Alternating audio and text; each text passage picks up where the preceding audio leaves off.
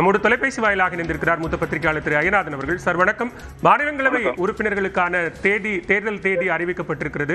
இதுல திமுக கூட்டணிக்கு 4 இடங்கள், அதிமுக கூட்டணிக்கு 2 இடங்கள் அப்படின்னும் போது அந்த கூடுதலான அதிமுகவினுடைய இன்னொரு இடம் அப்படிங்கிறதுல தான் பாமக தேமுதிகவுக்குமான அந்த போட்டி இருக்கும் அப்படின்னு பார்க்கலாமா? தேமுதிகவை பொறுத்த வரைக்கும் அது வாய்ப்பு கொடுக்கறதுக்கான இல்ல, வாய்ப்பு இல்லை, அது இல்ல. அதே நேரத்துல வந்துட்டு இது வரைக்கும் வந்துட்டு பாமக வந்துட்டு அஇஅதிமுகவோட எந்த விதமான நெகோசியேட்டும் எதுவும் பேச்சுவார்த்தை எதுவும் நடத்தாதனால அது அன்புமணி அவங்க மறுபடியும் ஆதரிப்பாங்களா அப்படின்றது சந்தேகம் தான். மேலும் இப்ப இருக்கக்கூடிய அதிமுகவுடைய சூழலுக்கு வந்துட்டு புதிதா அந்த கட்சியை சேர்ந்த ஒரு 2 பேரை அவங்க வந்துட்டு மாநிலங்களவைக்கு தேர்ந்தெடுத்தாங்கன்னா அது அந்த உறுப்பினர்களினுடைய பேச்சு அதன் மூலமா வந்துட்டு அந்த கட்சிக்கு ஒரு பூஸ்ட் கிடைக்கும் அப்படின்னு நினைக்கலாம்.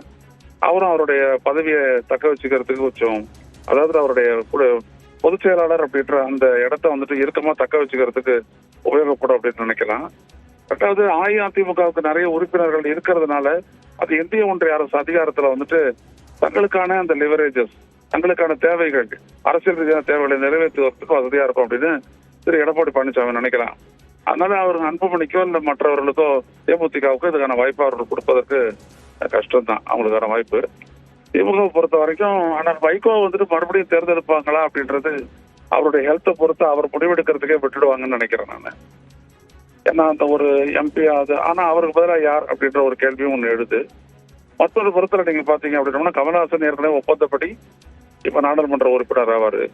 மற்றபடி திமுக பொறுத்த வரைக்கும் புதிதா யார் யாரு தேர்ந்தெடுப்பாங்க அப்படின்றதுல வந்துட்டு மீண்டும் டி.கே. இளங்கோவனுக்கு மறுபடியும் ஒரு வாய்ப்பை அளிக்கப்படலாம்.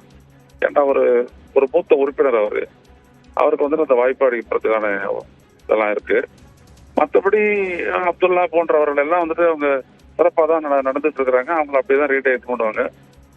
திமுக பொறுத்த வரைக்கும் அந்த 4 உறுப்பினர்கள் அப்படின்ற ஒரு இடம் வந்துட்டு அது ஏற்கனவே இருக்கிறவங்க பிளஸ் கமலஹாசன் பிளஸ் இன்னொருத்தரா நம்ம டி.கே. இளங்கோவன், இப்படிதான் வந்துட்டு அது முடிவாகும்னு நினைக்கிறேன்.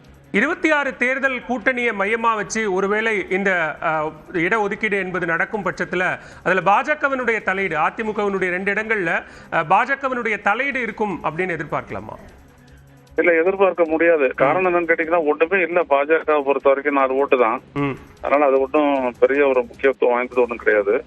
ரெண்டாவது, அவங்க அசம்பிளி எலெக்ஷனை தான் வந்துட்டு கான்சென்ட்ரேட் பண்றாங்க. இப்ப அதிமுக கூட்டணியில இருக்கிறதுனால அந்த கட்சியை சேர்ந்தவங்க 2 பேர் மேல வந்தாலும் கூட அது தங்களுடைய கூட்டணிக்கு மாநிலங்களவைக்கு சாதகமானதா தான் இருக்கும் அப்படின்ட்டு அவங்க நினைக்கலாம். மிக நன்றி திரு ஐயநாதன். இணைப்பில் வந்து கருத்துக்களை பகிர்ந்து கொண்டமைக்கு நன்றி.